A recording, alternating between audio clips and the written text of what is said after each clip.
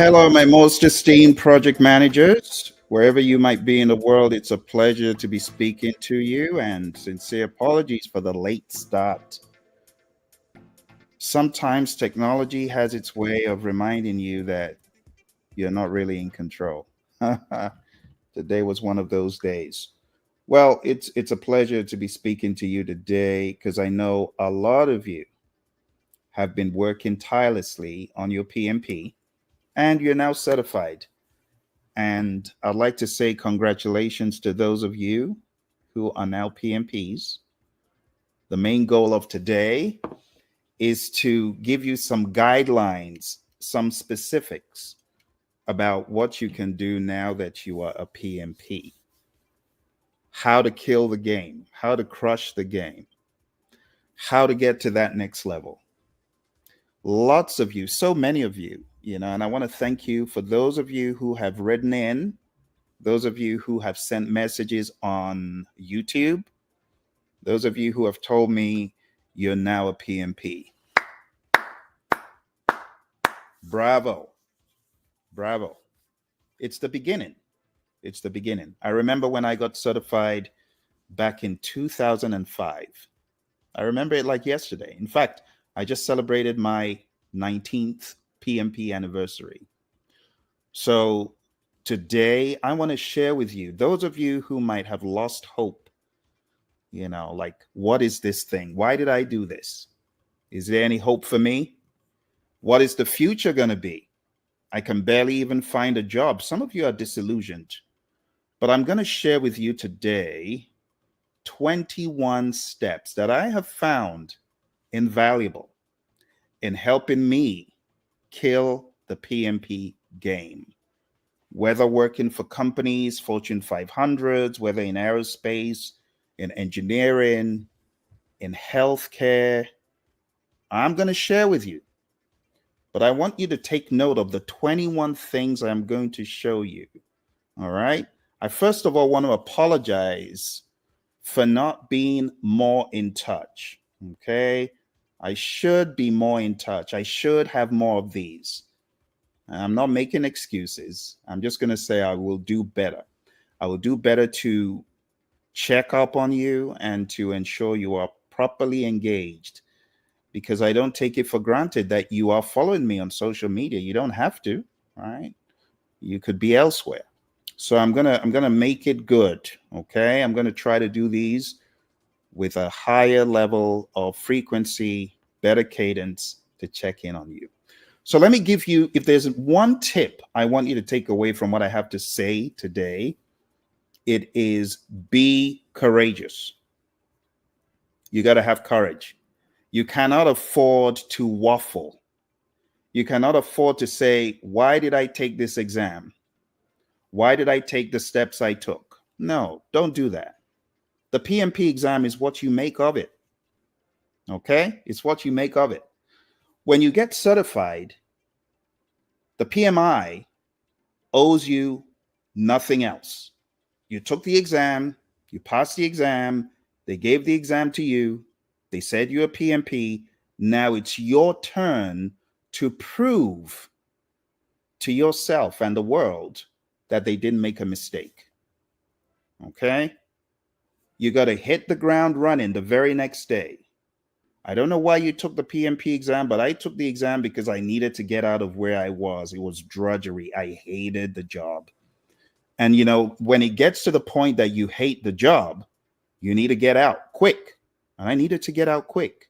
So I got certified. And let me share this with you. Let me share this with those of you who think the PMP will not get you in the door. That's a huge lie. The PMP will get you in the door, but you got to be courageous.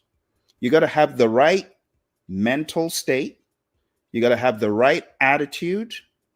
The great Zig Ziglar, he says, it's your attitude that determines your altitude. You got to have the right attitude going into these jobs. Some of you are already scared before you hit the interview. Well, guess what? Your body language is going to give you away. You're going to fumble because your mind state is not right. So you got to be courageous. You got to have a can-do attitude. Hey, you got to understand that the PMI was not on drugs. The The PMI was not on drugs when they gave you a PMP certification. You got to remember that. So when the PMI has bestowed on you the title of project management professional, you need to do everything to make it happen. You need to do everything to prove that indeed the PMI was not diluted when they said, yeah, you're the GOAT. You're the guy, you're the girl. We're going to give it to you. You are now certified. You are able to take on any project. You know what I hear some PMPs telling me? Well, I guess I can't take on technology projects. I'm like, what's the matter with you? There are people leading entire states and countries. They ain't been for training like you have on projects. All we're asking you to do is figure out a technical project. And you're scared of that? No, you need to do better. You need to understand that the PMP is you getting in the door, then prove that you have what it takes. All right, let's get rolling with it. I've got for you today 21 steps from my life, from my experience that I want to share with you to help elevate your game, to help get you to that next state. I don't want you to give up. I don't want you to quit. So let's talk about section 1, deepening knowledge and skills. Okay. The moment you get out of PMP, don't be like those jokers who say, well, thank goodness I'm a PMP now. I don't need to do nothing except look for a job. No. This is the beginning of deepening your knowledge. You know what I did when I got out of the PMP exam? Want me to tell you what I did? I started studying earned value, scheduling, costing, risk, compulsively, like a junkie. And what did that do for me? It got me in the door of a company that absolutely changed my life, that revolutionized how I saw project management. That company's Honeywell. Before I got certified, I was banging on the door trying to get them to let me in. You know, when you've just got this feeling that that is the company for you. And those of you that have that feeling, that nudging about, hey, you need to be in this company, take it seriously. Take it seriously. I took it seriously. I got certified. I started studying. And then the opportunity came to interview at Honeywell. And what was the job? For those of you who don't think earned value means anything, it does. I got a job as an earned value consultant. What was my job? Understanding how to bring earned value into customer and product support, defense and space, by getting the understanding from the people in the engineering team and bringing it to customer and product support. That was my job. That's what I interviewed for. So, of course, I couldn't have gotten the job without knowledge. Huh? A lot of you doing the PMP exam as it is today. Hey, can I just be honest for a second? The exam as it is today is very different. It focuses on the more important parts of business and project management, but that isn't always what is apparent in an interview. You know what is apparent in an interview? Not only are they looking for the soft skills part, they're also looking for technical proficiency. So if you cannot convince the interviewer that you understand scope, you hear what I'm saying? Can you scope out a project robustly? Can you work with a team in not even working on a WBS, but that's a good thing to do. But how confident do you feel going into a project and effectively scoping it out? And I'm talking about 10 billion or 10 million. Let me not scare you. $10 million project. In my mind, the PMI have prepared you to study to do billions of dollars of project. But some of you are scared. The moment you hear millions, you're scared.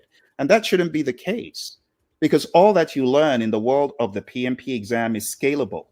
You should be able to scale it up to the billions. You should. You know, it's very robust. I think I have to remind some of you of some of the books. Some of the books that some of y'all studied, you've forgotten. And I have to show you. I have to show you to remind you. So I know people were hating on the PMI when they came out with this thing, right? This thing right here. People were hating on the PMI. They were hating on them, saying it's unwieldy, it's big. But this is what helps you manage billions of dollars. You cannot manage billions of dollars with a feel good mindset of, oh, I'm just a great leader. No, you need leadership and you need management, project management. You need to be all over scope, all over schedule. Some of you, I would ask, can you build me a 2,000 line schedule for a very robust activity? You're scared of that. No, you need to go study that stuff. That's what I did. Remember, I'm telling you what I did, not what the book says, but what I did. I got really good in scheduling. I took my MCTS in Microsoft Project. I was all over Microsoft Project working on schedules, 20,000 lines long, 3,000 lines long. I got great with it and I wasn't scared or intimidated. But how did I get to that point? Is it by sitting on my hind end after PMP? No, it's by studying more, amping it up. So, what am I saying? The trifecta, the bread and butter of the project manager: schedule, cost. Some of you, I ask you, okay, can you put together a budget for this $3 million project? And you feel intimidated. No, this is not the way a PMP should live. It's not. As a PMP, I expect that you can come in to an organization, take the troubled projects, whip them into shape, beat them into shape, and make things conform. Because whether you like it or not, there's a place for management in the world of leadership. There's a huge place for leadership in the world of management. But a lot of times, because of how the exam seems very principle and soft skills and leadership and communication focused, a lot of people are forgetting the other piece of the technicality. And that piece doesn't go away. It is important. And you know, the big dogs that have the jobs in a lot of these firms, I'm not saying all of them because some of them are just flying by the seat of their pants, but those who are really in it because they prove themselves, they can do all this stuff. Scheduling is not a big deal. Costing is not a big deal. Scoping out a project is not a big deal. A WBS, bring it on. Bring on any of the troubled projects. We'll help whip them into shape. There's been a silence about these things very recently, and I want to elevate your understanding that while you might be a great communicator, you're good with people, but when it comes to the technical piece, you can't even save yourself. Don't be that way. Don't be that way. All right, enough said. Let's jump into it. I think you understand the thesis of my talk today. So, the very first thing is deepen your knowledge and skills. You got to focus on key knowledge areas. When I say key knowledge areas, they're the ones I just spoke about, beyond the stakeholder and the communications, which are absolutely important. You got to understand the trifecta of schedule, of cost, and scope. Let's make this a little bit bigger so that you can see everything I'm talking about. So the trifecta of schedule, cost, and scope. I need you, my dear PMPs. I need you to ace this in life, not on the exam alone, but in life. I need you to beef up your understanding. Go back and read the PMI guides. The PMI has a guide for scheduling. The PMI has a guide for scope. Did you know that? The PMI has a guide that can help you with earned value. Read those things. Those jobs are there for a reason. They're jobs in government that need earned value, that need schedule, that need scope. And you know what I need you to do? I need you to go to the next level. I saw a chat from our friend Janae. Janae, thank you for your chat. Janae said, "Hi Phil, what did you use to study earned value apart from PMBOK?" Yes. So I was fortunate to run into the Defense Acquisition University online back in '05. And I just ate everything I found on DAU. I ate it up for lunch. I ate up every iota of the formulas. I understood how to put an earned value management system together. I was actually tested on that during my interview at Honeywell, and I brought it home because I'd done the homework on DAU. So Defense Acquisition University is definitely a good one to begin looking at. If you haven't looked at DAU, I want to encourage you to do that. Great repository. Back in the day, it was free. Thank you, Janae. Great question. All right. So schedule, cost, scope, really hone in on those. Okay. That will help you in any interview. And trust me, I've been for interviews where they ask very specific questions, almost PMI ish, because the people at the helm are either PMPs or PGMPs. You'll get a lot of jobs where they ask you about the technicality. You got to ensure proficiency in these critical areas. You got to get good and confident. Number two, continuous learning. The PMI say, we want you to get 60 PDUs. And you know what some of my friends do? They groan. Or they look for the easiest way out. And actually, PMI is just going above and beyond. They're trying to help you. You know, my buddy Lee Lambert, he said when he put this together, it was really to help PMP sustain the momentum. That was the whole idea. All right. So continuous learning is critical as a PMP.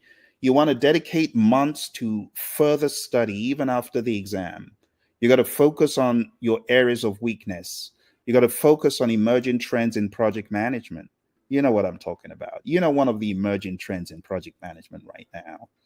You know, one of the emerging trends in project management is this thing we call AI. It's important. You know, AI is so important that I actually wrote this book. This book for project managers, I call it Artificial Intelligence for Project Managers. Why did I write this book? I wrote the book because I understood that if project managers could harness the power of AI, they would greatly exceed their wildest dreams. They would greatly propel themselves into the future of efficiency and effectiveness. Because when you think about AI, what can it do for the non-project managers? Just think. What can AI do for a doctor? What can AI do for an engineer? A lot of things. It can help them build stuff. It can help them analyze data. It can do the same for project managers. You can analyze your data with AI. But what does the project manager spend 70 to 90% of the time doing? It's not a trick question. It's communication. So when you think of the fact that you can communicate more effectively with AI, let your imagination run wild. Just think about all the things you could do with communicating with AI. AI can help you check for biases in your email, in your communication before you send a message out. It can help you make it more empathetic. It can fact check you. So there are many things that are emerging trends in project management, and I encourage project managers to know more about that. You're most welcome, Janae. Thank you very much for the question. For those of you who have questions, just keep sending the questions in, and as soon as I'm able, I will take your question. So continuous learning in AI, I want to encourage that. I know that the PMI has some courses, they're free for those of you who are members, and I want to encourage you to look into AI, get good with AI. I also have a course on AI on Udemy. Check out my course on Udemy. I go into about 10 to 11 hours of artificial intelligence. I show you how to prompt engineer, you know, and these days, prompt engineering, for those of you who didn't get the memo, prompt engineering has changed. Did you know that? So I wrote a book called The RGB Prompt Engineering Model. And now, on top of that, I also want to encourage you to learn how to prompt engineer by your speech. How do you do that? Well, I'm going to show you that right now because I want you to get into it as soon as possible. I'm going to show you my way of prompt engineering. So, Bert, why don't you come on and let's speak to the good people? Want to say hello? Hi, Bert. It's great to have you join us. Let's dive right into this. What aspect of prompting are you interested in discussing today? Yeah, Bert, I want you to demonstrate to my listeners how you help me. Sure thing. Bert, why don't you start by explaining the basics of prompt engineering? You can walk us through how to craft effective prompts for AI, including some examples to illustrate your points. Well, beyond that, Bert, why don't we get into a discussion about how to save a failing project that's failing as a result of poor leadership? You want to give some tips?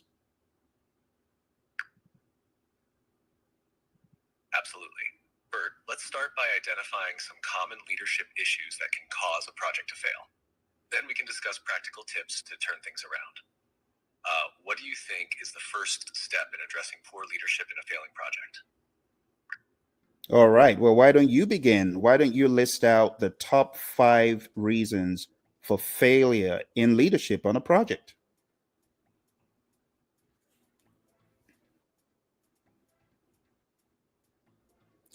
All right. Well, I think you get the idea. There's a way you can prompt engineer that transcends typing in messages. You can actually communicate freely, real time with AI. So when I ask you to go to the next level and continuously learn, I'm talking about things like that.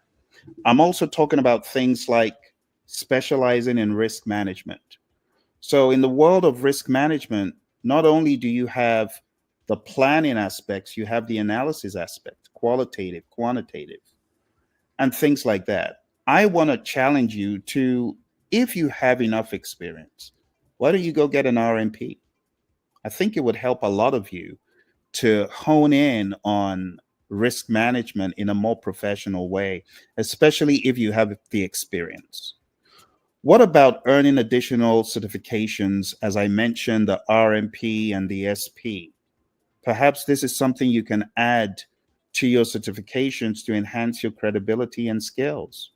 I got RMP and SP certified in 2010. It was a great addition to the list of certifications I have. What about Agile? Maybe you should consider going for the ACP exam. The ACP exam, it will greatly help you not only show proficiency, but truly firm up your agile understanding, right? Especially if you go for training through a tested and tried solution, such as the one we provide. We'll probably have ACP training coming up soon. Just had our most recent 3 ACP people get certified. So, a huge shout out to Esther and April and Delita, who recently got certified.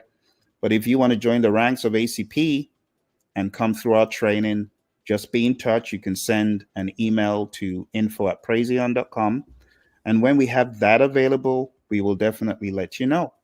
But the thing about Agile is it is now mainstream. So it is not a choice anymore. It is like mandatory in my mind for every PMP to know enough about Agile. But beyond the PMP exam, you actually need to be proficient in the basics, the manifesto values and principles. You should be able to train, coach, and mentor an entire organization. That's how I see the PMP. I see you as being a professional that can do these things.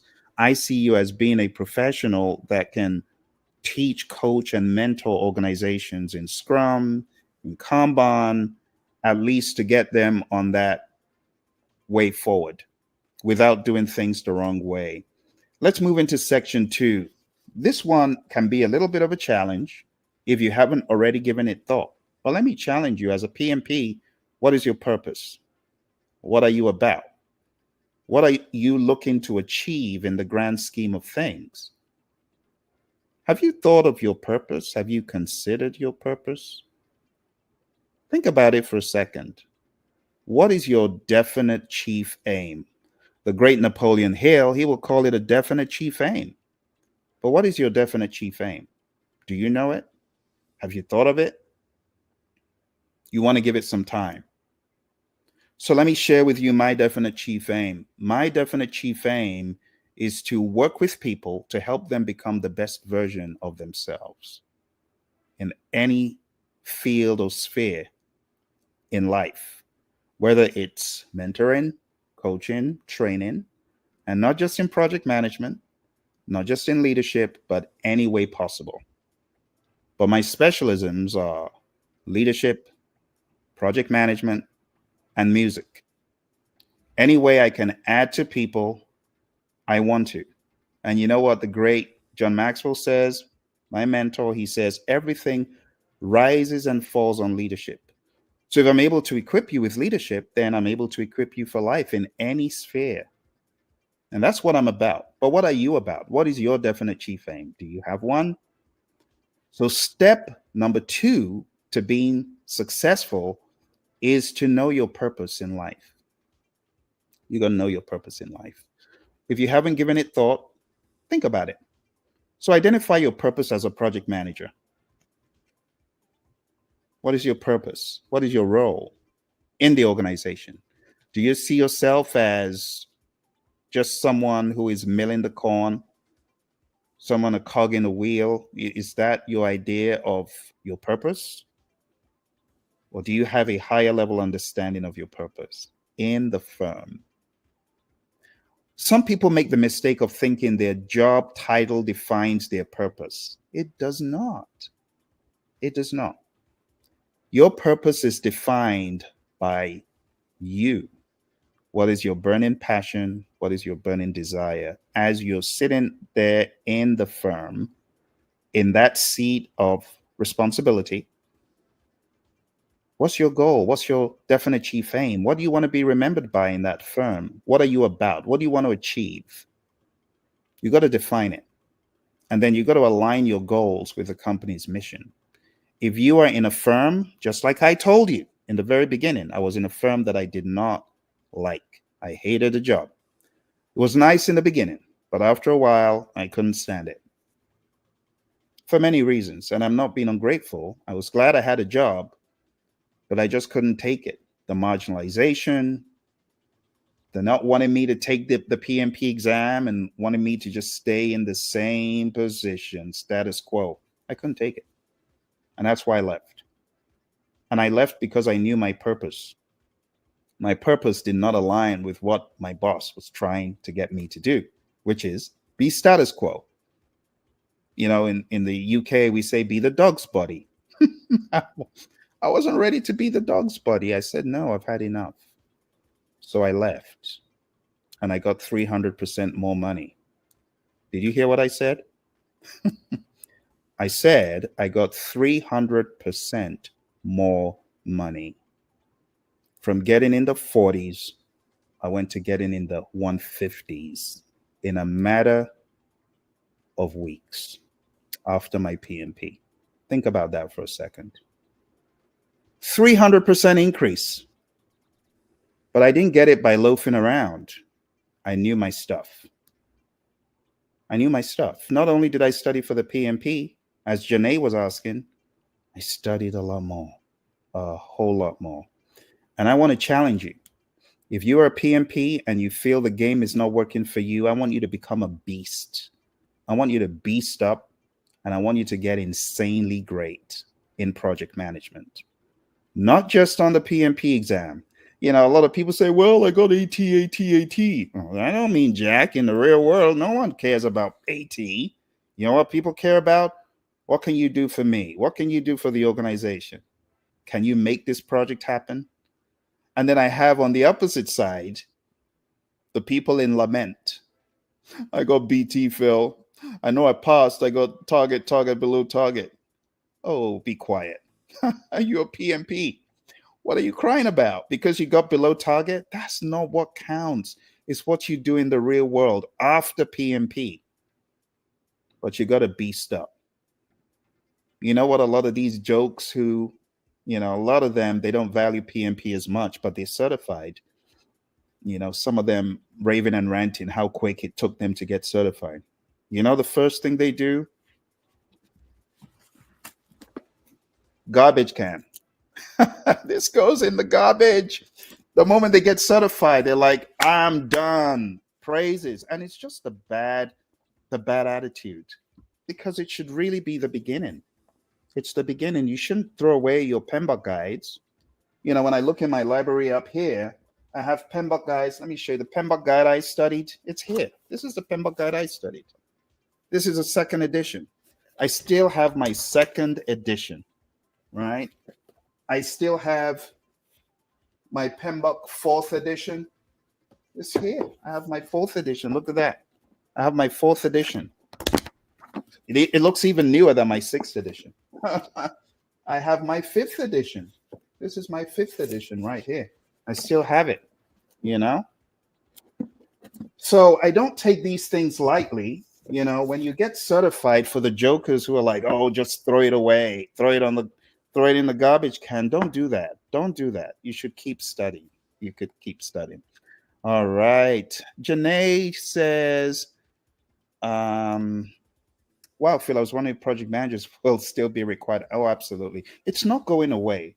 You see, it's like, I want you to go read up the story of Theodore Judah, who was a type of project manager. In my mind, I consider him a project manager. But he was a project manager of the Continental Railroad project, the railroad that was built early day America's. Theodore Judah. It was impeccable project management that helped him pull it off. When you look at his early day plans, you see plans for resources, plans for schedule, plans for costing. That was a project manager. Talk about way back. So project managers, they'll never go away. They'll never go away. They've always been around, maybe defined as something else. They'll continue to be there. Janae says, music, what instruments do I play? I play a number of instruments. I'm actually a music producer. If you look hard enough for my work online, you see my work on Spotify. I have 4 albums, about 20 singles. So how did I learn great project management? I actually started off as a producer in the music studio, because I would take my artists to the studio and have everything arranged and all the paperwork. And I didn't even know what I was doing. I didn't know that was project management. But I eventually realized that it was project management.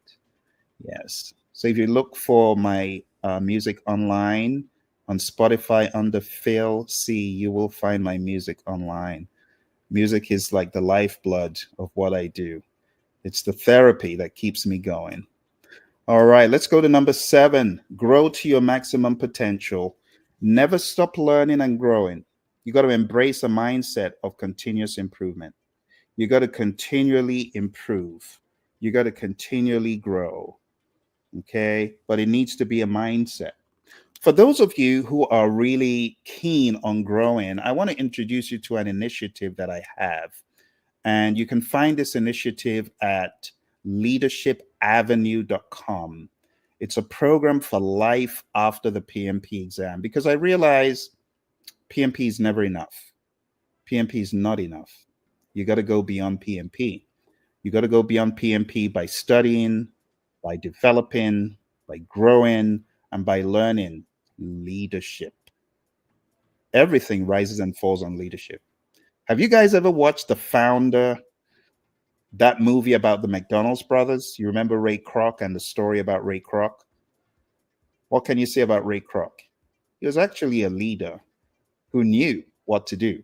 He was selling milkshake machines and he wanted to sell more milkshake machines. And he knew that if he was able to increase the number of franchises that the McDonald's brothers had, he could sell more milkshake machines.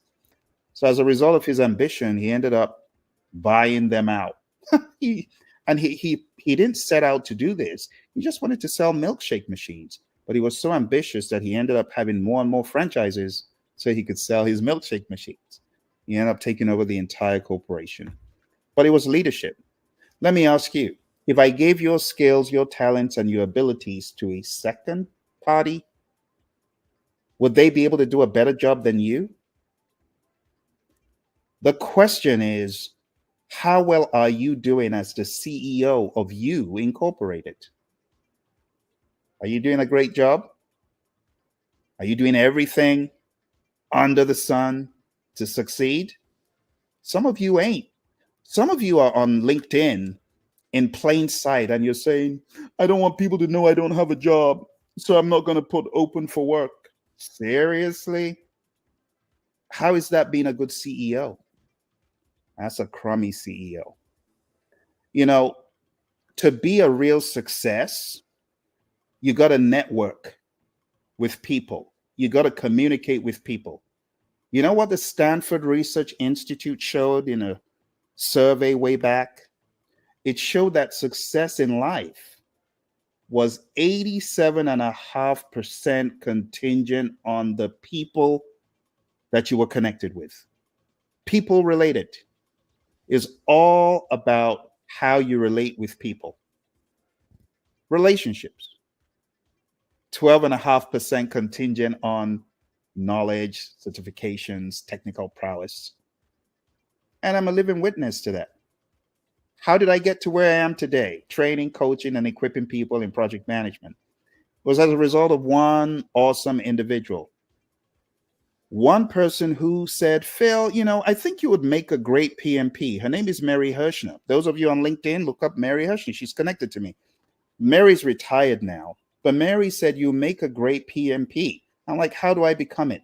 Because of Mary, we are here having this conversation.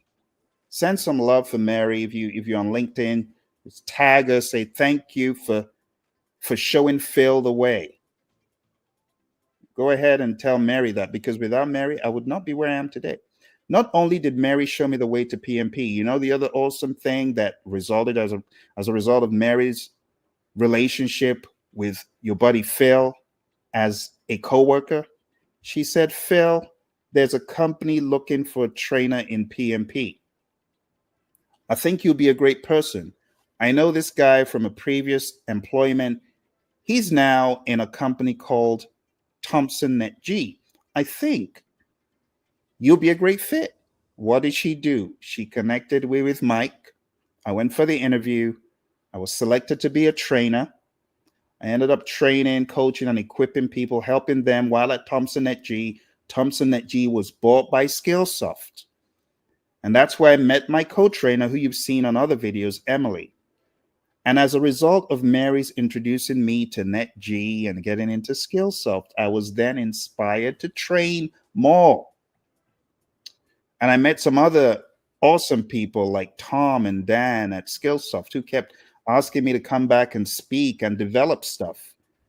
And I was bitten by the bug of helping people with PMP, like fully bitten by it.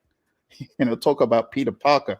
I was bitten by the radioactive spider because of Skillsoft. So I want to give a huge shout out to Tom Warwick and Dan and all those people at Skillsoft. Because of you guys, I'm where I am today. But most of all, a huge shout out to Mary. So for those of you who are not into networking and relationship building, I want you to do it. It will help you. Don't hide under the sofa, under the rug. No, I don't want people to know that I don't have a job. No, connect wisely. Network. All right. Our friend Obatare Blessing says, as one transitioning into project management, one just feels PM is wide. Yes. Yeah, it's wide.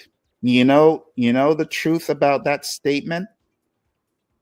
Should I tell you, you really want to hear the truth? If you're still on a battery, I want you to type in and tell me, yes, I want to know the truth. I'm going to tell you the truth. If you let me know you're still on, I'll let you know the truth. But you got to have relationships. You got to build relationships in project management. One of the things I tell my people is when you come on my program, it's not just coming on the program for the duration of the program. You have an ally for life. I'll go to war for you. But I got to know that you are really serious and you want to expand and you want to grow. Oh, Battery's on and says, please tell the truth. All right, watch this. Here's the truth. You said that the world of project management feels wide. You know what happens the deeper you get into the world? It gets wider. It gets wider. The world of project management does not get smaller. It only gets bigger and bigger and better if you're true to the craft. I thought project management was, PMP. And then I started unwrapping it like an onion. You know what I discovered? The PMP is just the beginning. There are many facets. And that's why I got a number of other certifications like the OPM3, like the RMP, like the SP, like the ACP, like the PSM, like the CSM, like the PSPO, and I could go on and on. Very recently, I went further into Ken Schwaber's company, the co-creator of Scrum. Because some people say, well, that's agile, it's not project management. What is project management? Project management is the application of knowledge. You need Scrum knowledge. You need agile awareness. You need to understand the values and the principles. So I studied more with Ken Schwaber's company by taking a lot of his certifications. It's for a reason. I had to grow. The other options in scaling agile were very poor. And I wanted to know from the GOAT, what does he think? And that's why I went ahead and I took the SPS certification. I studied for many months. But what I'm trying to tell you is that the more you get into project management, the more you have to grow, because project management is not stagnant. It is emergent. It is always changing. I just shared with you my book on artificial intelligence. There's a reason I wrote the book, because I understood that things were changing. The way project managers communicate, the way they could communicate, it's all changing. And you know what's going to happen in the future? The project managers that stand the test of time are the ones that move with the tide. But it's a very good observation. And I'm glad that you've discovered that it is indeed wider. Yes, I know it sounds funny, but the more you get into project management, the more you realize that it's wider. It's wider than just PMP. Anyone who is thinking PMP is the be all end all, they're wrong. It's the beginning. You know what you need to do to amplify your efforts as a project manager? You got to get great with leadership. Everything rises and falls on leadership. Study leadership, become a student of it. I want you to go to my mentor's webpage. It's free, okay? And it's called Minute with Maxwell. John Maxwell has a free program where daily, you can get mentoring and coaching in leadership. It's just a nugget a day, but it goes a long way, a long way, a long way. Thank you to my friends on Instagram. I see you. I see you. My friend Semacha says, I want to be your agent in Saudi Arabia in my institute. Well, thank you. I appreciate the love. My friends on LinkedIn who are watching, I appreciate you as well. Let me go ahead and send you this link. Hopefully, this link will go to many of you. It's Minute with Maxwell, because I believe that if you can study leadership, the game will change. The more leadership you study, the better off you're going to be. But you got to be on it on a daily basis, studying leadership, reading leadership, applying leadership, mentoring others in the leadership that you've learned. One of the books that I immediately recommend to you, and I'll give you a few books because I know some of you are really looking to grow to the next level. I want to recommend that you pick up the 360-degree leader. There's a book and there's a workbook. This is the workbook. We're still in the process of going through this in my Leadership Institute. For those of you who don't know, I have a Leadership Institute with a bunch of awesome PMPs. It's called Project Leadership Institute. And we meet on Thursdays in one of the groups. We meet on Saturdays in another. We've been studying this for the past 6 months. All right. Also, another book I want to recommend to you, those of you who I may not have interacted with you in a while. If you're in a leadership role, I want you to get this book by my mentor, John Maxwell. It's called The 5 Levels of Leadership. And I know some of you already know this because I wrote about this in my immersion book, right? So John's 5 levels of leadership, so profound, so good. If you are in middle leadership, if you're in top leadership, wherever you are, CIO, CEO, CTO, whatever, whichever of the C's, or VP, director, you need it. If you're in the middle, you need it. If you're at the bottom of the organization, you need it. You need it. You need the 5 levels of leadership. Really great book. It will show you how to climb the ladder of leadership. Talks about position and then goes into permission and goes into production. And great book. You definitely want to know that, how to navigate the leadership ladder, because you do know that leadership is all about influence. The true measure of leadership is influence, nothing more, nothing less. And John says, he who thinks he leads but has no one following him is only taking a walk. Now, some of you that might be in the middle or at the bottom, theoretically, you may not understand, but leadership is about influence. And you can influence, you can learn how to influence. So these 2 books, first of all, this one, I would recommend reading this first. And then The 5 Levels of Leadership. This is another great book that I would recommend to you to read. Okay. So when I talk about development, as our friend rightfully said, oh, you're most welcome. It's a pleasure.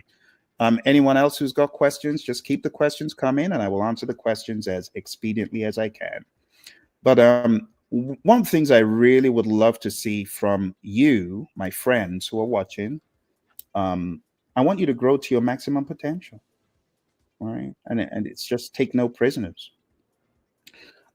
Since I started this journey, I've been very fortunate to learn from some awesome individuals. I recently put together a seminar with Roy Schilling.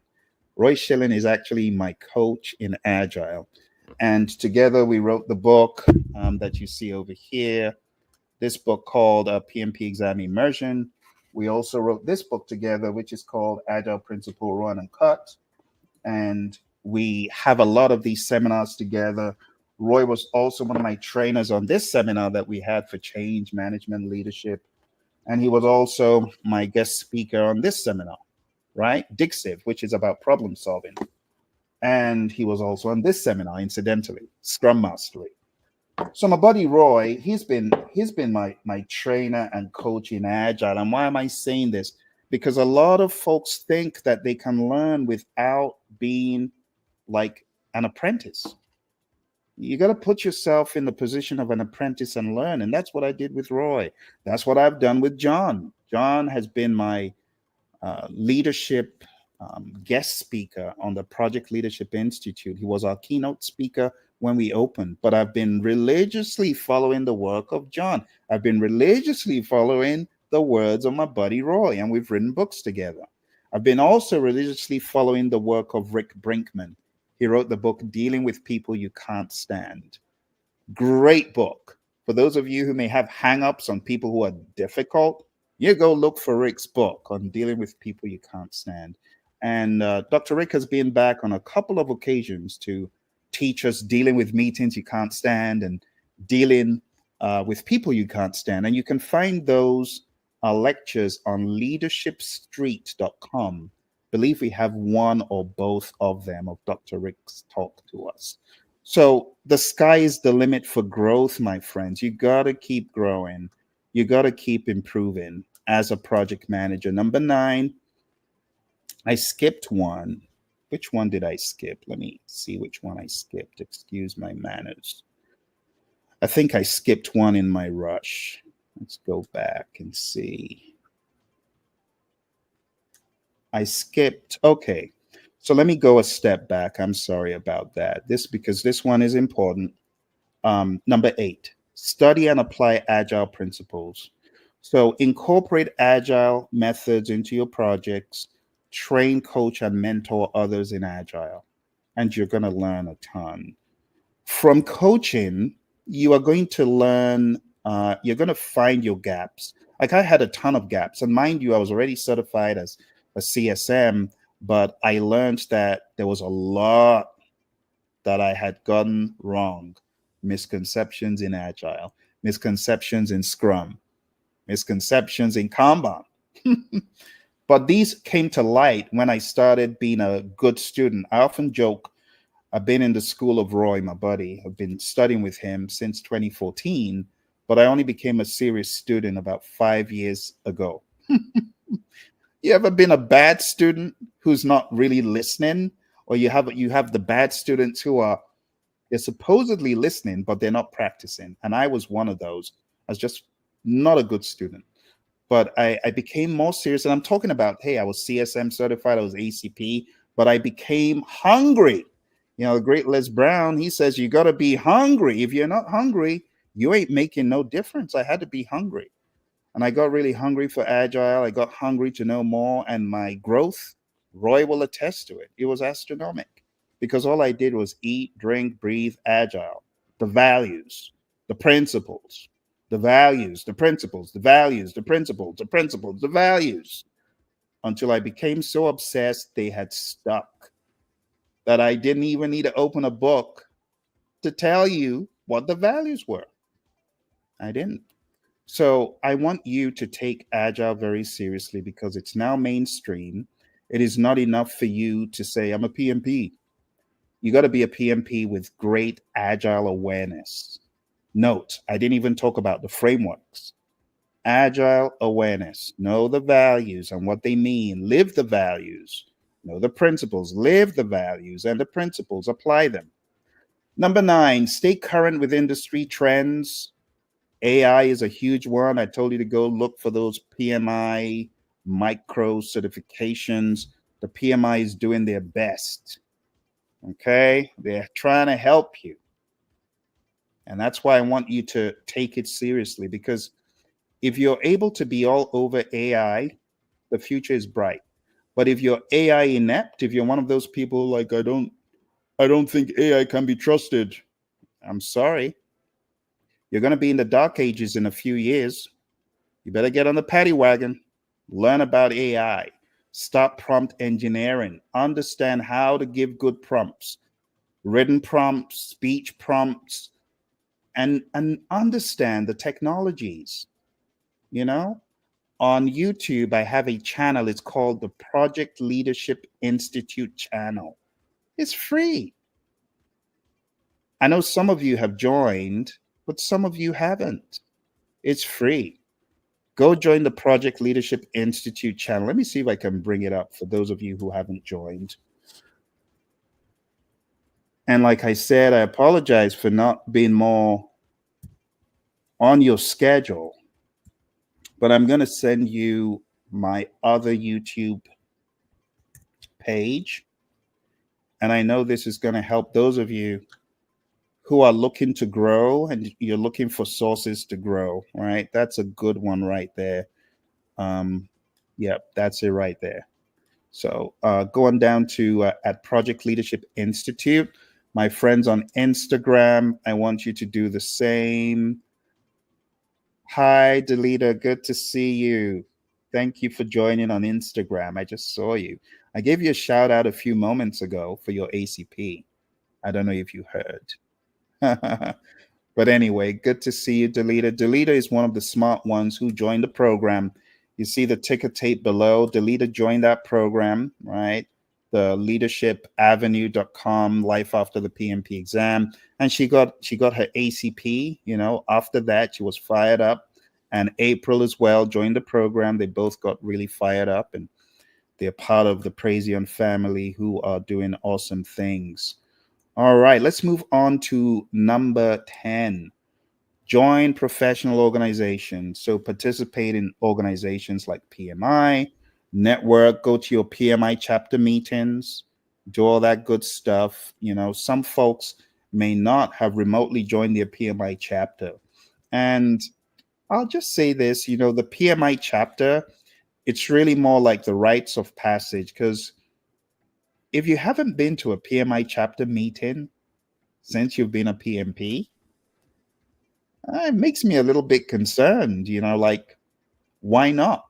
It's like you belong to a family, but you don't know the family members.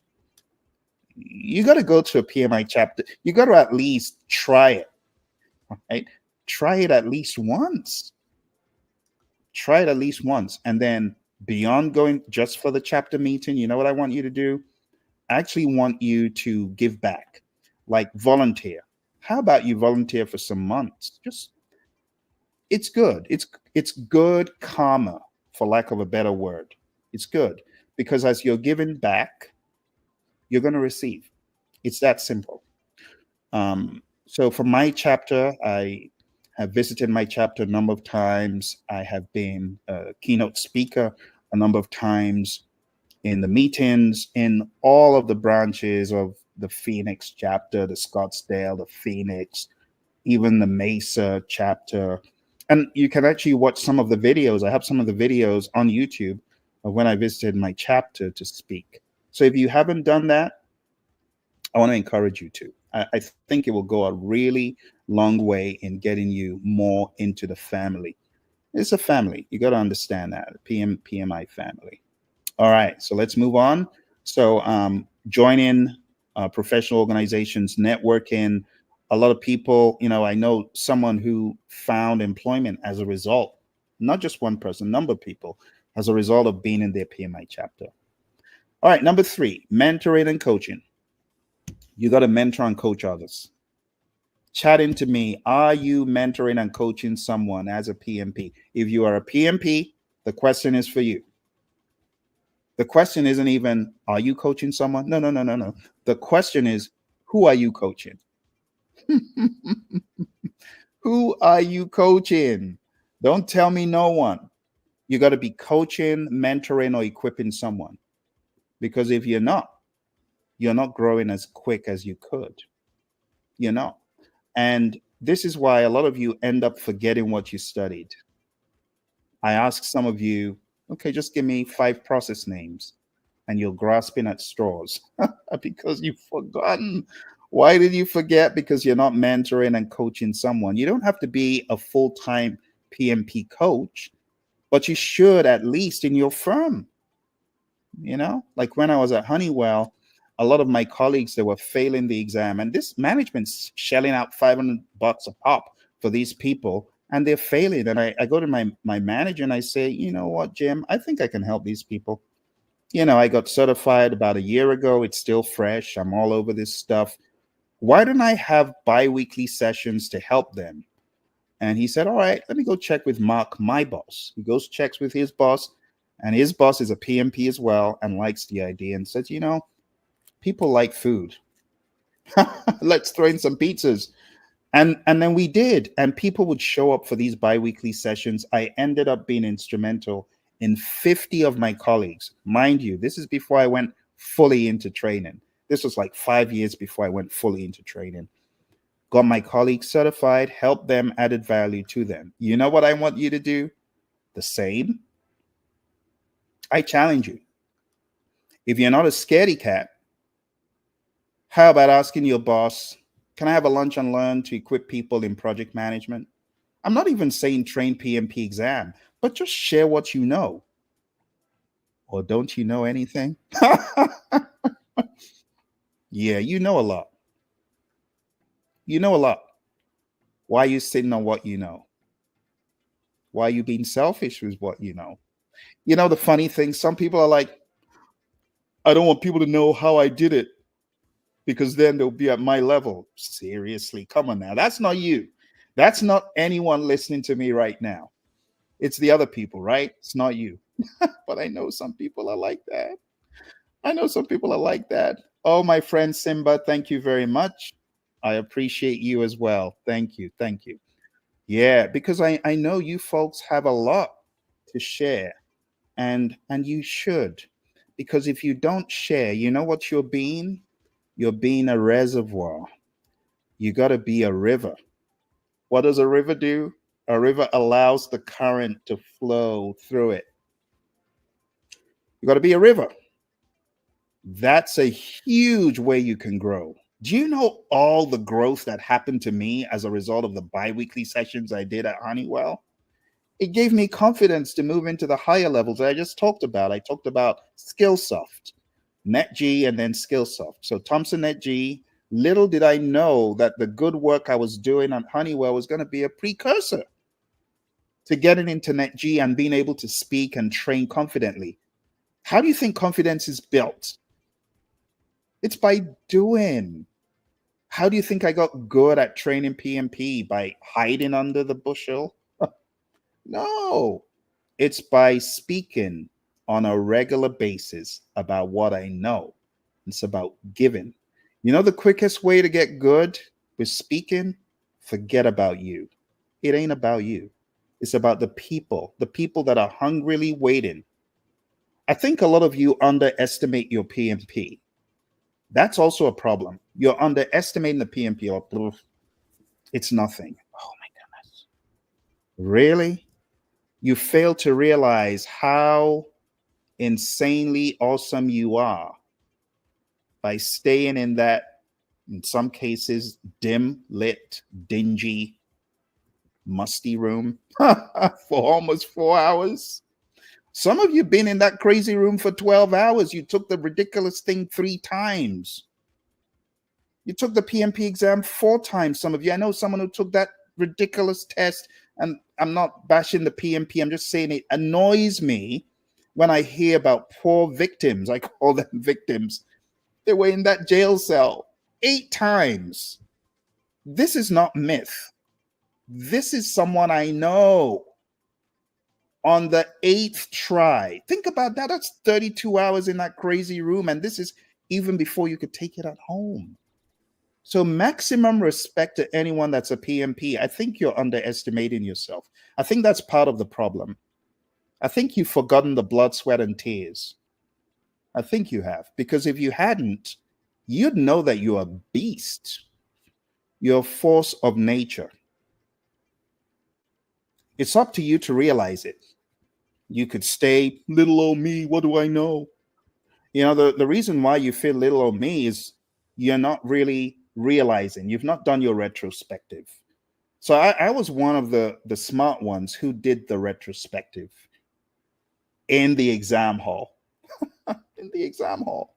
I did my retrospective in the exam because I'd spent 1 hour and I'd only done 20 questions. And I said, Phil, you're gonna fail. You're gonna flunk this exam.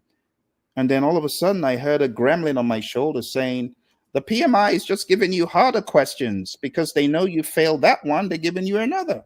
Now, that was a conspiracy theorist gremlin, but it did help me. Even though it's all fake, that's not how the exam is, because I later became a registered education provider, and I realized, no, that's not how PMI administers the exam. The exam isn't as intelligent as you think on the front end. Now, the data analytics is extremely intelligent because that's how they're able to find out people who've been naughty. I'm not saying it's always accurate, but I'm just saying this was way back. But when I had that thought, I started thinking, having flashbacks. Have you ever had flashbacks of your PMP prep time? Like, talk about a jail cell. I will go to my library every Saturday for like 5 to 8 hours, and I just locked up. Talk about being in a fort somewhere. And I would study. I showed you the book that I studied, and I would study and study and study my brains out. And I think some of you forgotten the work you put in, because if you didn't forget, you would look at yourself and say, yeah, I've got something to give the world. I want to challenge those of you who are listening to me right now. I want you to go start a social media account on Instagram, on YouTube, on Facebook. You know what I want you to do? I want you to share your PMP exam journey. One video. Can I depend on you to do that? Can I? I know I can. Do you know what it's going to do for you? It's going to take you back down memory lane for you to realize all the work that you did towards this certification. Now, those joining that are not PMPs, they're not going to get it. They're not going to understand the work that you and I put in. But the work that you and I put in should not go to naught. You should resurrect that work and teach, coach, mentor, help others. And then you're going to grow as well. You're going to become a river. Okay? So I really want you to coach, mentor, train, help others. Okay?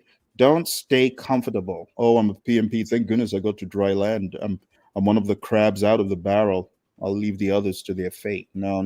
Don't do that. Don't do that. All right. Number 12. Sow seeds of knowledge. Invest time in developing others. Share best practices and lessons learned. It goes back to mentoring and coaching. You find a new junior project manager, help them, lift them up, show them what you know. Show them what you know. Number 13, I've already talked about your network, right? Show me your network. Probably have an idea about your net worth. So build relationships with other PMs, exchange knowledge and opportunities, and just remember what I told you about the Stanford Research Institute. Their work is very clear. If you want to fly higher, get connected. Want to fly higher, know more people. Give value to people. It's very interesting how life sometimes reveals the dynamic of relationships in a more profound way than ever before. Like my mentor, who got me certified by giving me all her books, all her materials and stuff, which I passed on to other family members, by the way. I eventually did return them when we all got certified. But I realized that When you give, you get back.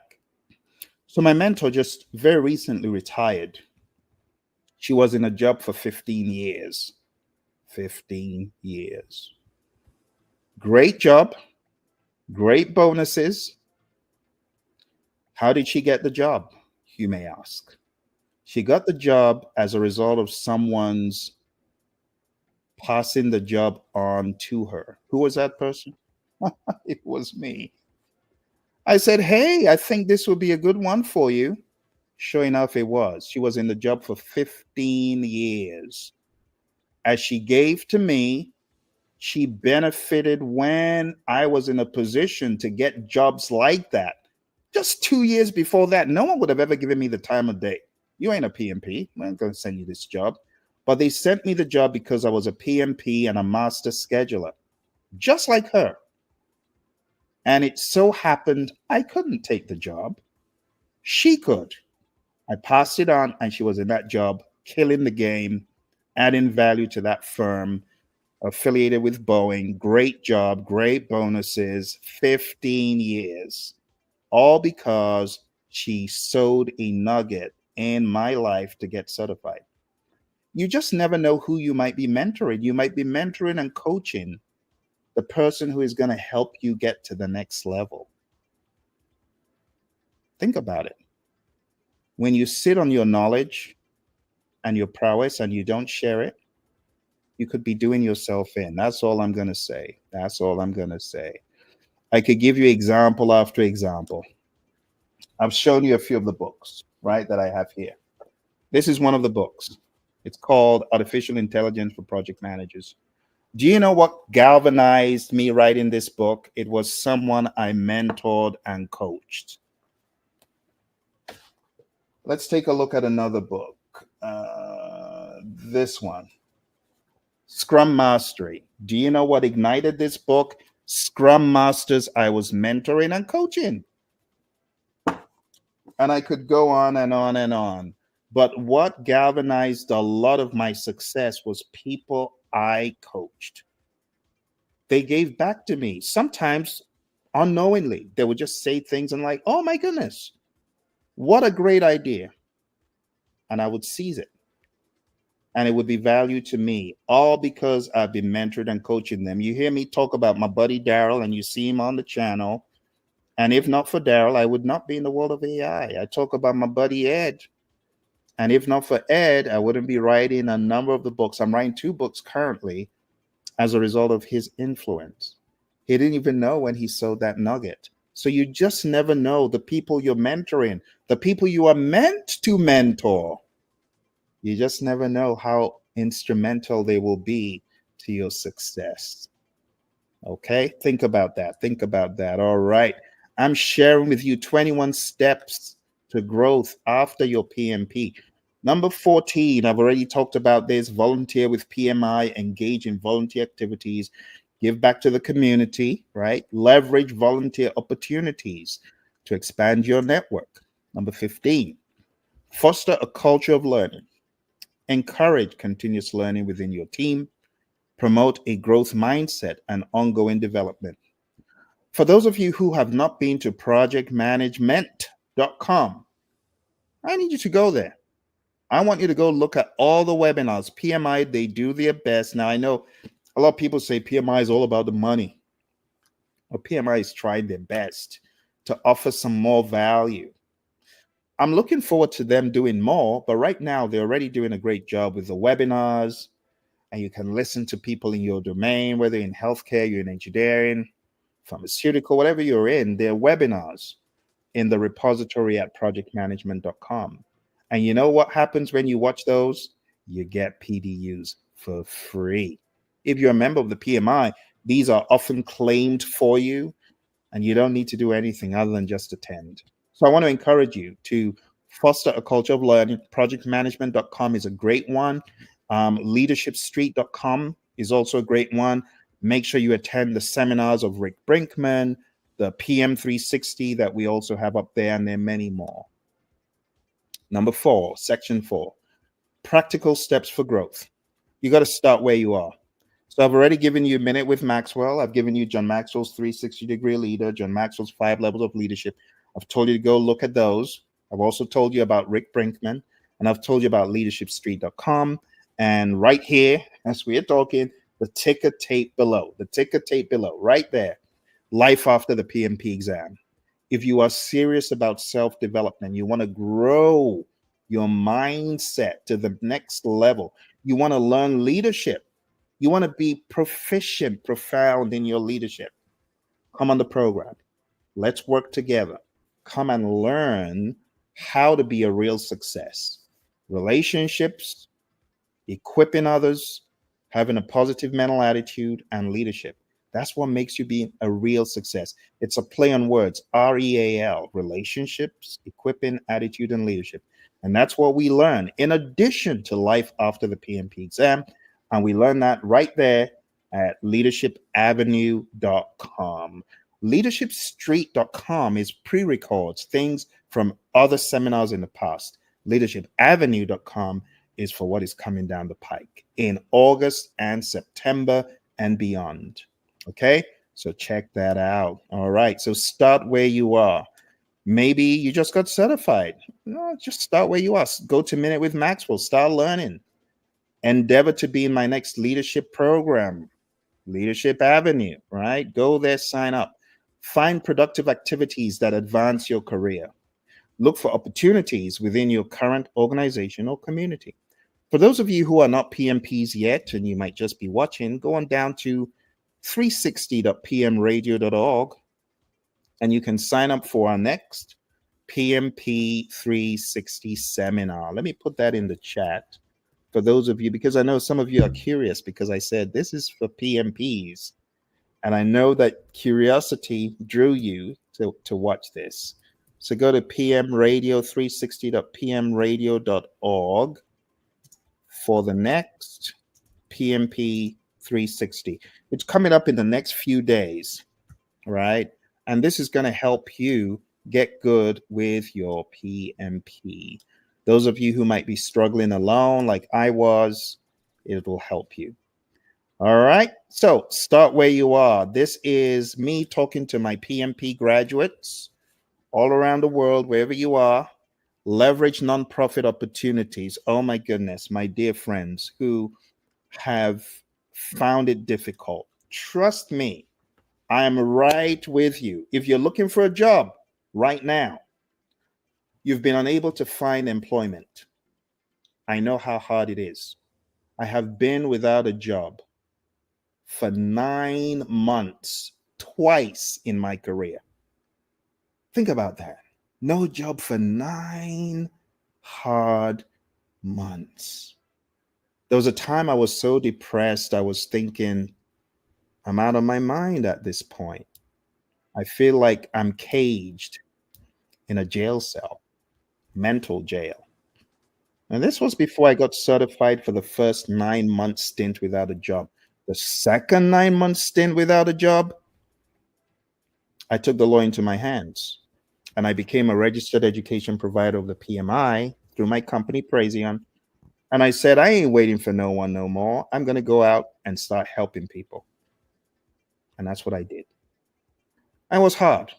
9 months without a job. With a newborn, if I might add, in need of insurance and diaper money.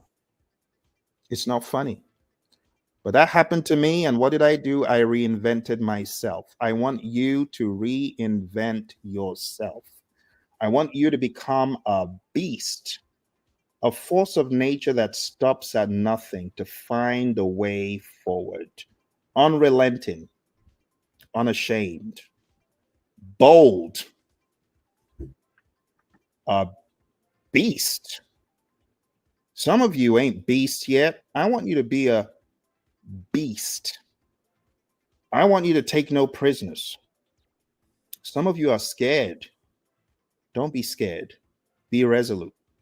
You don't have a job right now. You know what I want you to do? I want you to make up your mind that you will daily apply for no more than 5 positions daily. You cannot afford to lie down and say, I'm tired of applying. So, step one, mentality, beast, mental, beast, unrelenting, pounding that pavement daily. That's step one. It's in the mindset. And you got to be expectant to know that it is going to come to you. I don't care whether you've been 9 months like I am, 1 year, don't give up. You cannot afford to. It is free to not give up. So why do you want to give up? You got to be a beast, unrelenting beast. So what you're going to do is daily apply for 5 positions. It is going to build your confidence. And when you get the opportunity to interview, as I did a number of times, you're going to go for the interview and you're going to say, thank you for the interview because it tests my prowess and it helps me.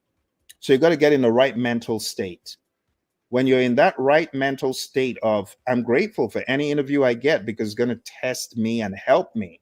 You're not even at that point looking to get every single one, but you're looking for the exercise. The next thing I want you to do, join PMI, your local chapter. Be useful. It is going to help you. PMI, they've really thought this stuff through. The fact that we have chapters is just awesome. It excites me that you're not alone. You go to your local chapter. Those of you looking for work, have you been to your local chapter? Some of you ain't been to your local chapter. You ain't told to anyone in the local chapter. That's not how to do it. It's the PMI family. So you got to be more aggressive. Okay? You got to be beastly in your mindset. You got to be aggressive. And when I say be a beast, unrelenting and maximum conviction of who you are. You're special, except you feel like your PMP was given to you out of pity. Or did you work for it? If you worked for it, I want you to beast up. Then, as you do this on the regular, I want you, watch this, this is important. I need you to have the intellect, the knowledge, the skills, the tools in your gig bag. So when you get that job, you're going to bring it home. You're not going to be like, oh, I don't know if I can do this job. No, you're going to feel confident because you have the skills. Remember what I told you in the beginning? Scope, schedule, cost, risk. Stakeholder and communications is a given. You know, the problem is some people, when they get into the interview, they either talk too much or talk too little. You know why that happens? Because they are not observing non-verbal cues of the interviewer. Through body language, you should be able to interpret, should I shut up? Should I speak more? The body language, the facial expressions, they'll tell you. Under most circumstances, body language trumps everything else. Trumps the words, trumps the tone of voice. Oh, I'm really excited that you're here. You're not excited. Your body language is saying something else. Or, yeah, I'm really excited to be here. Well, your words say something, but your body language says something else. But if you're in an interview and you're very observant, you will know when to keep going and when to shut up. Some people bomb the interview because they're not confident. Their body language shows they're not sure. It shows that they're hiding something. And even on camera, you got to come correct. You got to practice these things. I have videos on the Praision channel where I talk about interviews. So if you're gone for a job without any traction for a while, you're searching, don't give up. Use this as prep time. Because when uptime comes, it's going to be too late to prepare. So now's the time to prepare. 5 jobs a day. Do you know the portals that I want you to hit? I want you to hit monster.com. And hey, I don't want you to tell me, Phil, I can't do this kind of job. Let them figure that out. Let them figure that out for themselves. Don't come crying to me, oh, I can't do an engineering job. I can't do an IT job. A lot of you complain a lot about IT. Well, that's what's available. Go for it. What could happen? What is the worst thing that could happen? You know, the worst thing that could happen? The worst thing that could happen is you get the job. Because some of you don't think you can do it. What if you get the job? You go study. That's what you do.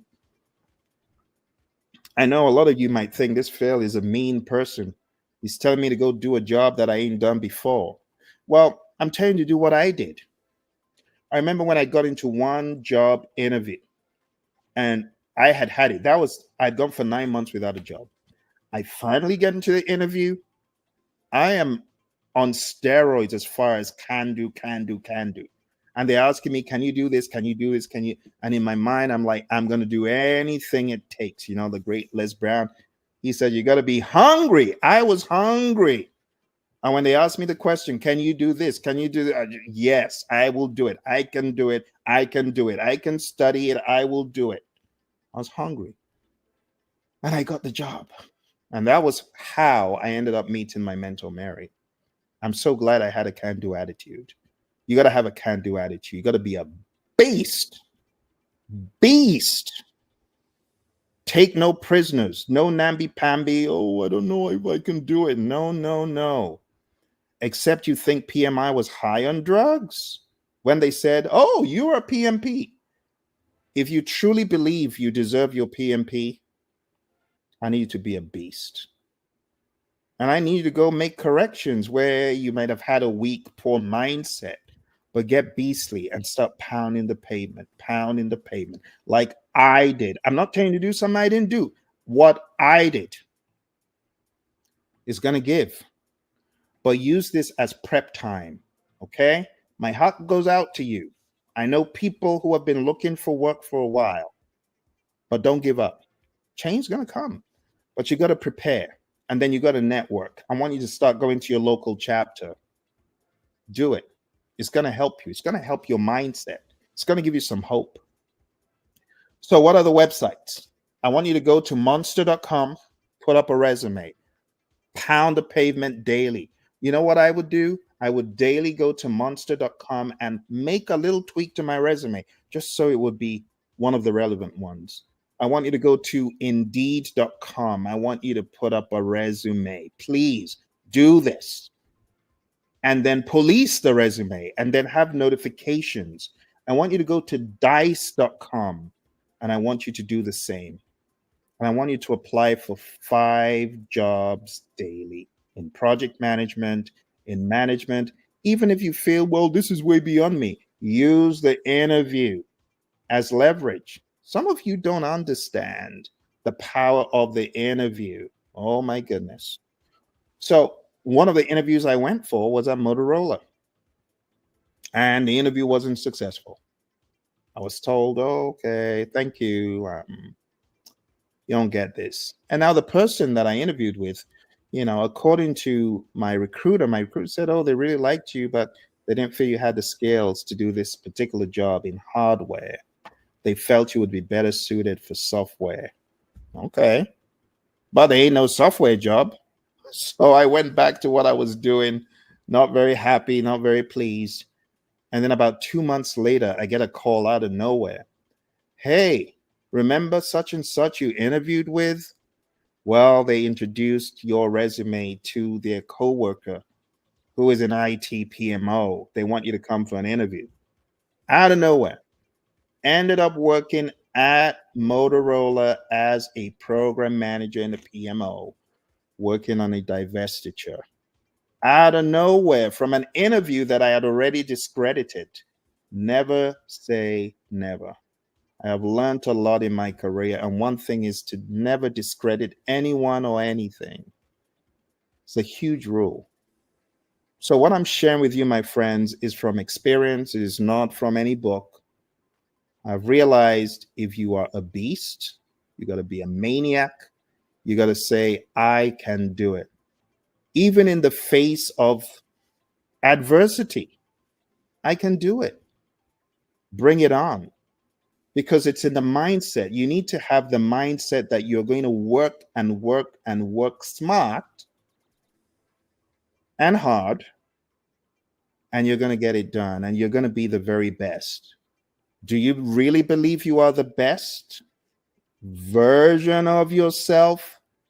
I know you expected me to say, do you believe you're the best? No, that's not the question. That's not the question. Do you believe you are the best version of you incorporated? Do you or do you not? If you don't believe you are the best, you got to go do something else beyond the test, beyond PMP. Okay. But for those of you that are looking for work, I want to encourage you, this is not the end. So I want you to leverage the power of your PMI local chapter. I want you to submit 5 jobs daily.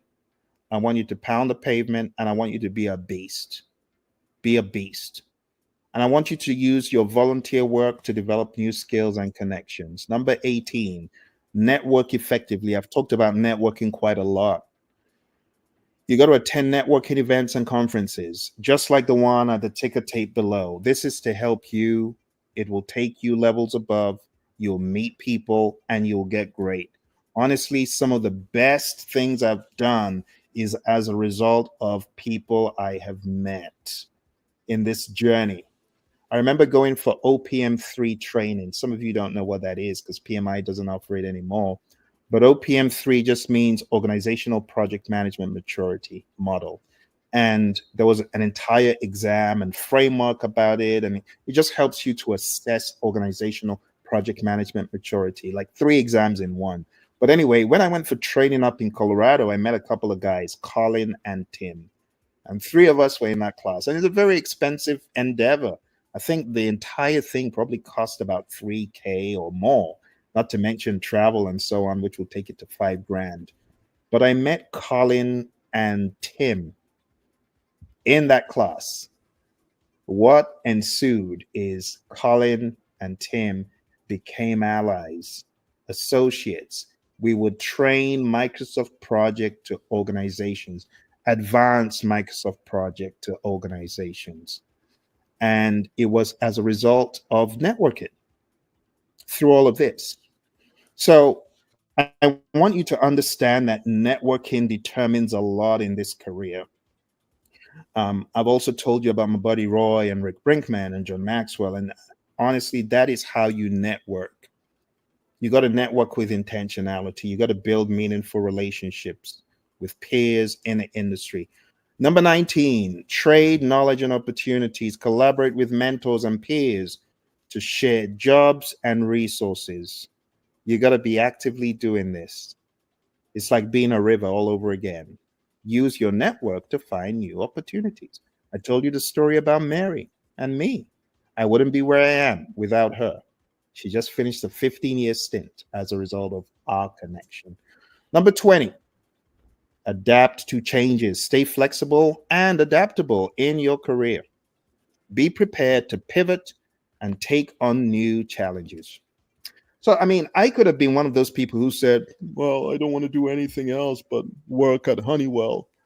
I'm not happy that I can't be here forever. Well, no, I understood I needed to pivot. So when I left Honeywell, because I was a consultant, and after 2 years, that's it, you have to go. You could come back later, but you got to take a hiatus. So I left and I ended up at Motorola, and then I worked in a number of other places, and I found myself in my dream job. My dream job was in a gaming company making video games. World of Warcraft, those of you folks who like those multi online player games, I was in a company that was building a game like that. It wasn't World of Warcraft, but it was built after the Stargate franchise. I love that job because it combined my creativity and my technicality, and it was just a job made in heaven. I was really excited about that job, and I thought the job would never end until one day the brake screeched. The record player came to a screeching halt. And my CEO said, "Hey, Phil, come to my office. I'd like to have a discussion with you." This was around the time when the economy tanked in 09, 08, 09, that horrible slump. Long story short, my CEO said, "Phil, it's your last day. Go to your office, pack your stuff by 5 p.m. We want you out." What? I have a 2 months old. Are you kidding me? You just like that? Well, wouldn't it be nice, Phil, if everyone had advance notice when they're being asked to go? Is what he said. Wow, that was savage. that was That was I was about saying, my goodness, that's the devil. It's the devil. But it wasn't the devil. It was actually a blessing. Huge blessing. Huge. I'm saying this for someone. Someone needs to know that you losing the job is actually a blessing because you're going to get a better one. You're going to find yourself in a place that you deserve to be because you're worth more. You have more to offer the world. So when I was kicked out of that job, I thought, woe is me. And that was another 9 month stint without work. But you know what good came out of it? I started looking introspectively and I said, what am I going to do? One of my mentors, Paul Martinelli, back in the John Maxwell team, back in the day, he would say, jump out of the window, off the ledge, and grow your wings on the way down. And that's what I did. Became an REP of the PMI, started training and coaching as much as I could, but I didn't get a gig for almost 9 months. I got my first gig in New Jersey. Very excited. Shout out to Fiserv, my first client of life training. I train them in risk management. A shout out to Info Global Solutions, one of my early day clients. And that was it. The rest, it became, so they say a rolling stone gathers no moss, but talk about a stone that gathered moss. That was me, thrown out of the building. But I gathered moss and became a huge, huge pile of hay in a matter of months. So I went 9 months without a job, but I got my first client, Fiserv. And after that, it was SSAI, Info Global Solutions, and one after the other, SHIP, Society of Hispanic Professional Engineers, lots of other great companies, some affiliated with Chevron. The FBI ended up being a client, the US Air Force, the US Army Corps of Engineers. I spent a whole week with the US Air Force out in Mildenhall in the United Kingdom, training them on what? Can you guess? PMP. PMP. Spent a whole week, Fort Lee, training my men and women in uniform friends out there. What did I train them on? PMP. PMP. NASA and the FBI. What did I train them on? PMP. Jim Beam. Whiskey people. What did I train them on? Project management. Lush Cosmetics. What did I train them on? Project management. And the list goes on and on. Right? The Department of Commerce, right there in DC. What did I train them on? Project management, leadership. So I want to encourage you, my friends. The way I was kicked out of the building and I reinvented myself and became so instrumental to many of these firms. It wouldn't have happened if I wasn't kicked out of the building. Sometimes you got to be kicked out of the building. You grow your wings on the way down. You reinvent yourself. You become more valuable. So for those of you that have lost hope, I'm hoping that this broadcast has given you some hope. I am hoping that you take things to the next level. But you got to adapt to change. You got to stay flexible and you got to be prepared to pivot. Some of you don't want to pivot. Oh, but I want to stay in healthcare. I've always been in healthcare. I don't want to go to IT. You don't want to go to IT. What if IT is the next big thing for you? Like me, I don't want to be kicked out of the building. I want to keep building this video game. I like it. There's bigger fish to fry. You just need to meet the fish. You just need to meet the fish. You better learn how to swim, though. You better learn how to swim. Oh, my goodness. All right, my friends, we're almost rounding up for today. Number 21, apply the KGS formula. What is the KGS formula? The KGS formula, I coined this. John Maxwell wrote the book, How to Be a Real Success, and he talks about 3 things. But being a project manager, trust the project manager to have to put a PM spin on it. There are 3 things. Number 1, you got to K Number 2, you got a G. And lastly, you got an S. What does that mean? You got to know your purpose in life. Please know your purpose in life. Please have a goal. Please have a long range vision. Please have a definite chief aim.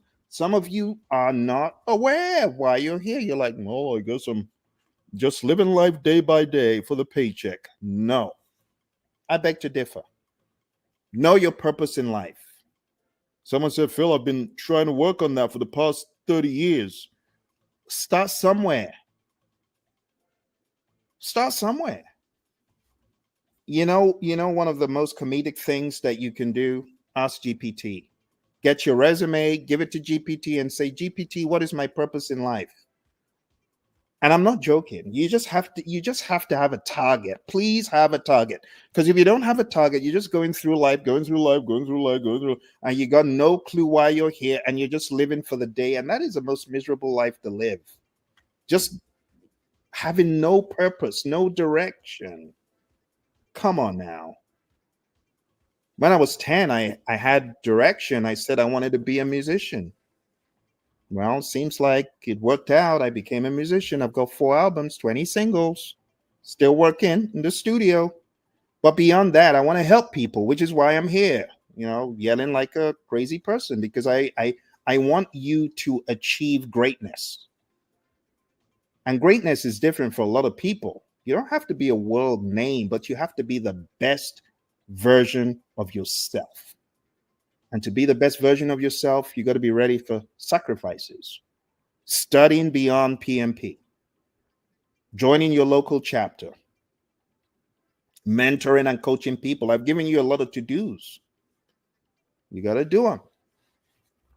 Then you got to grow. You got to grow. Keep growing. You never stop growing. The moment you stop growing, that's when you're 6 feet under. A lot of people didn't get the memo. They're like, I want to retire and do nothing. Well, no, you shouldn't think like that. You should keep growing. Keep building the knowledge. Keep adding knowledge to your repository, to your banks. Right? Finally, this is the one a lot of people struggle with. Sow seeds that benefit others. How about you begin with this one? Get the link to this video. It's free. They only buy nothing. I need you to sow a seed. I'm sounding like a preacher. I'm sounding like a preacher. But I need you to sow a seed by taking this link and sharing it with another PMP. How about that? Do you know the amount of energy you're going to create when you do that? I want you to take this video link and post it on your social media. Post it on LinkedIn, post it on your YouTube, post it on Instagram, post it on Twitter, post it on TikTok, post it everywhere. Snapchat, I don't care. Post your buddy Phil, because I want you to help others who need to hear this message. You get what I'm saying? Okay. I know I'm going a mile a minute, but I need you to do this to help people. Oh dear, it seems like your buddy Phil is in high demand. Well, it comes at a very timely point, because this is where we are going to ask our final, do you have any questions? Because we are at the end. Here's the conclusion. You got to be a beast. All right, that's number 1. Be a beast. Be a beast. Be a beast. Be a beast. Don't be docile. I need you to be beastly, like in mindset. The beast has no fear. Very recently, I went up to a place where we call Bearizona. I met a bunch of bears. They ain't scared. They don't care who you are. It's their domain. I met a bunch of bears. I'm going to be posting some videos soon. Very impressive. But beasts don't care. They don't care who you are. They're not scared. I need to be a beast. Okay. The key points that I've raised here is the KGS: know your purpose in life, grow to your maximum potential, and sow seeds.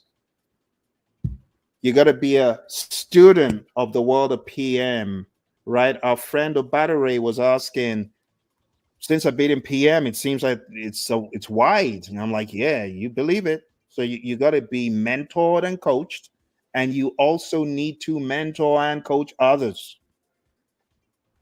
Last but not least is Q&A. Are there any final questions? Anything that you would like your buddy Phil to go into? If there's nothing else, I'll just say, do not miss the Leaders Club. I want you to go on down to leadershipavenue.com.